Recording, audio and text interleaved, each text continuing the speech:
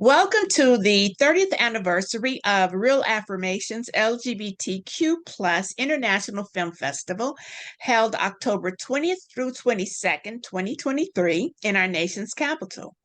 This year's historical film festival presents 58 new, retro, and compelling international, documentary, short, and feature films from 22 countries. 32 films will screen live at the state-of-the-art movie theater inside the Eaton Hotel in 1201 K Street Northwest in Washington, D.C. And 43 films can be screened virtually from the comfort of your home or on that long commute. Welcome. Joining me tonight is one of the filmmakers to give us a behind-the-scenes peek at their inspiration, process, and anecdotal experiences in making the film, The Sharpness of Scissors. Hi. Welcome, David, let me get the middle name, Marcial Valverdi? Or Marcial? Valverdi, yeah. In fact, in Spanish, David is David. David. Thank you, David Valverdi. Welcome. Tell us where you're joining from. I'm from Argentina. I live in Buenos Aires. Oh, well, welcome. Thank you for being one of our international players. Well, I must say that the film is so sweet. I love the premise of, let me think how I can say this without giving away. If this was a real personal ad or profile, spot on. It will knock the ball out the park. You'll get all the guys. Say more about what inspired you to make the film. I started the film in 2010. Yeah, long time ago. It took me about 9 years to make it. Mm-hmm. The idea of making this film begins when I met these two guys, Maxi and David. They were a couple, and we fell in love, the three of us. So I started recording our daily, our life at home, because we moved together, and that's the point. That's where everything started. But I had the idea of making a film about our relationship, but then I realized I didn't wanted to make a film about our relationship. I want to go further. I want to talk about our environment, or about films, Argentinian film history, and cruising how places about where we. I'm a bit nervous. Okay. I will chill. No, that's okay. And I think the cruising culture is universal.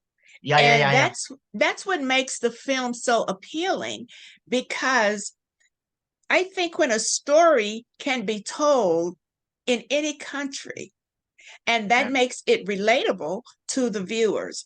And it was something familiar and warm, but not basic and standard. It was highly relatable, and the shots varied from the casual, we're just having breakfast or dinner moments, to the more stylized and cinematographic type shooting. What kind of equipment did you use to go from sitting at the kitchen table shots to some of the broader shots?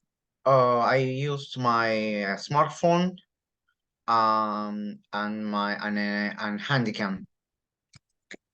And that's good to know, because we have young filmmakers that are watching and that are part of our film festival, and all of those little details of how to make the film is important to them. Is this your first film, or did you do another project while this was in development? No, this is my first theater film. I've made it 10 years ago a short film. I like, well, making films, the idea of making a film with what I have at home. Mm-hmm. I didn't rent expensive equipment. I like this type of low budget films.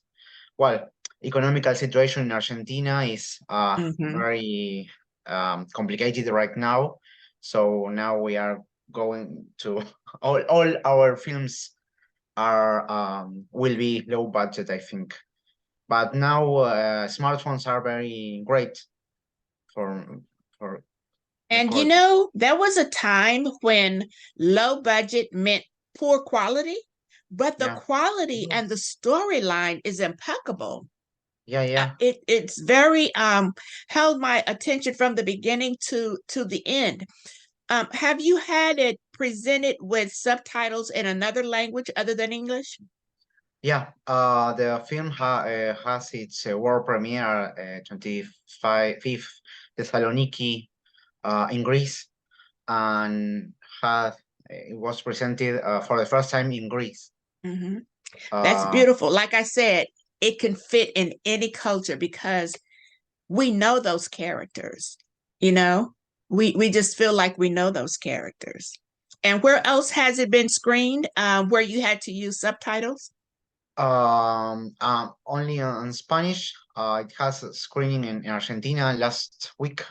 It was a national premiere, and I think it will have another screening in Uruguay, Okay. but it's Spanish too. And then in November we'll have a Brazilian premiere, and there will be screening with Portuguese subtitles. Oh, wonderful. And I Yeah. think that just really speaks to how global of a story and how attractive of a story that it is. Are there other filmmakers that inspired you to become a filmmaker or inspired your it's like a reality TV but a little classier than that. Any other filmmakers drive Yeah, your inspiration? I think there's some. I think we are all Argentinian filmmakers, contemporary filmmakers. We are very fan, or we admire a lot of Lucrecia Martel. I know she makes fiction Mhm. films, but she's a great inspiration. And of course I love Jonathan Cowett, Tarnation. Tarnation was very important for me.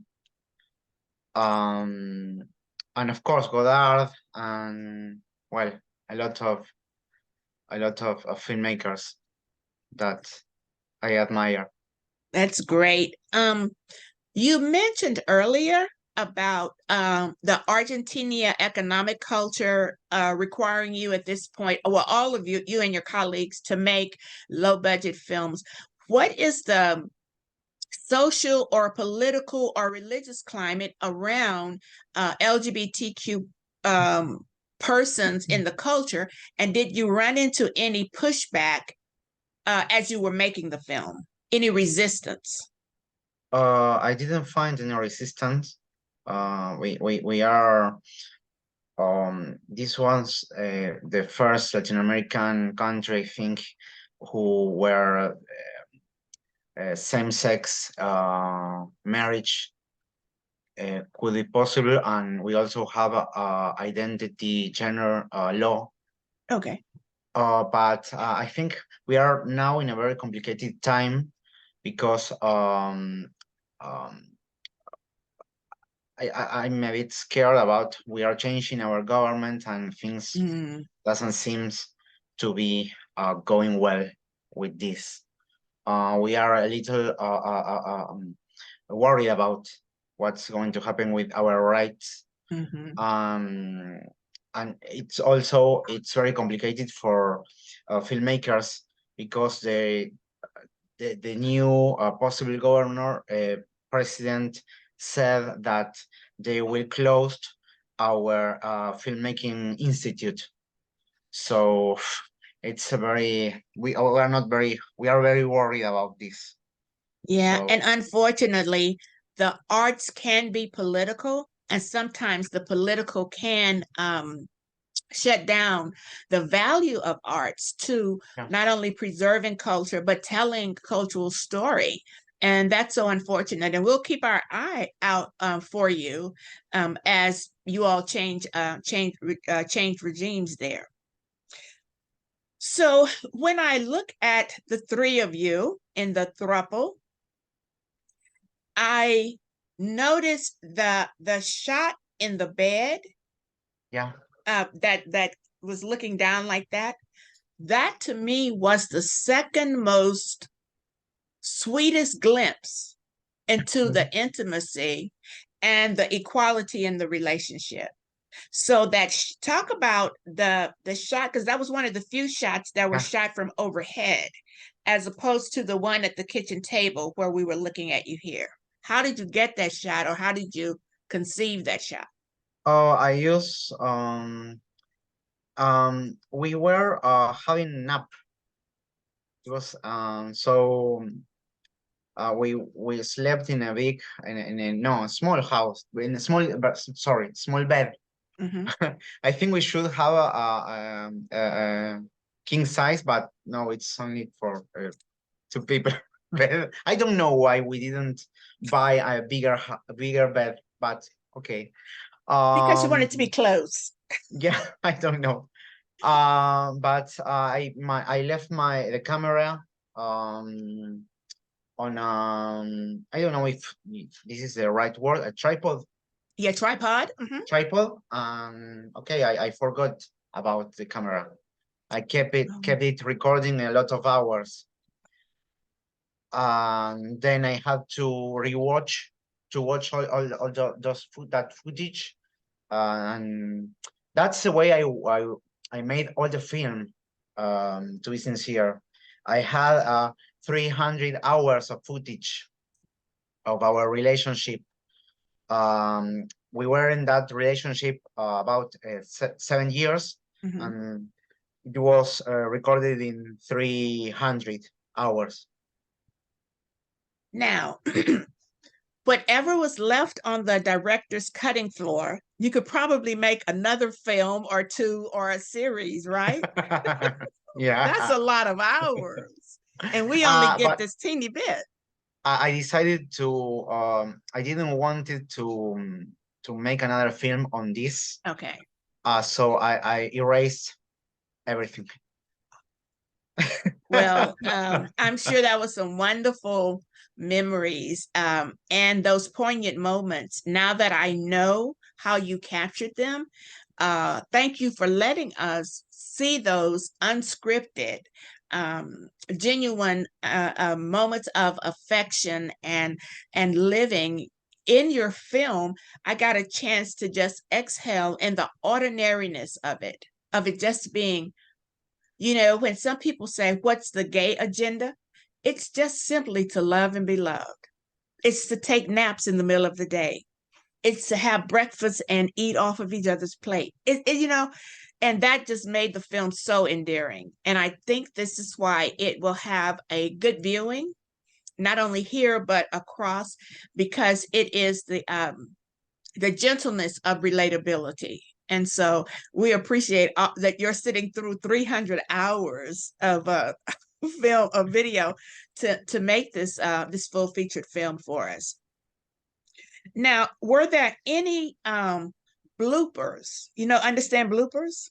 Yeah, Any and bloopers, anything that happened that you went, oh no, this will not make it, or anything that just stuck out as hilarious that, as you told the story? yeah, there was some footage of one of the guys learning to drive. Yeah. And it was very, very, very fun. And I love that footage, but one of my boyfriends didn't want it to be seen by other people Yeah. because he felt very vulnerable. So I had to leave it out. Oh my So, goodness. but well, I think it was the right thing to do because I don't want him to feel uncomfortable. But it was amazing that footage. And we can only imagine it because watching the rest of the film, we can only imagine how vulnerable it was to him and how sweet it was to you as the filmmaker. That's really awesome. So as we wrap up our conversation, Yeah. are there any encouraging words that you could give to emerging filmmakers? Whether it is financing or equipment and or inspiration, what can you say to our young filmmakers who are a part of our festival, who look to you all to say this is how to start or this is how to stay the course until the process is done? Shoot everything you can. Shoot everything with your cell phone, with your what. Never mind the camera. Never mind if it's not HD or 4. I never mind. Just because you can or also take pictures. Mhm. So never mind if it's not a movies or you can also you can do a film with anything right now, and with your computer, with your cell phone, with your whatever you have at home. So, while you mentioned that, let's go back really quick. One more question: Yeah, the letters and the yeah. journals and the artifacts, were they original? That they're actually your writings, and or are they like stock photos? No. They are the diaries are real. They are, That was such a lovely touch to the story, and watching how you took us from from those diaries and the weathered edges, or we could sense time passing between every time you introduced another diary. That was one of the unique pieces about this film that I wanted to mention. So thank you for reminding me to ask about using stills even in yeah. the movie. And so that's awesome. Well, thank you so much, David. Can you tell our patrons where they can find you on social media, perhaps? Well, I use I'm too lazy to you. The film has no an Instagram, but you can find me. My Instagram is my David Valverdi. That's the only social media I use. All right, y'all. Look up David Valverdi so that you can stay tuned to his next adventure. What's your next adventure in filming? I'm working now on a short film, animated short film, and in another theater documentary. Wonderful. I can't wait to see it. And we hope you consider us when it's time to submit to film festivals again. Well, Mhm. thank you so much, Thank you. David Valverdi, for chatting with us and sharing this time. You have definitely enhanced our patron experience with this gift of time and insight. Make sure you see the film, and it's screening both virtually as well as in person. So tickets can be purchased at the DC Center.org/real affirmations, and expect all the feels from laughter and tears, reflection, and pure awe in the beauty of the real life cast, if you will.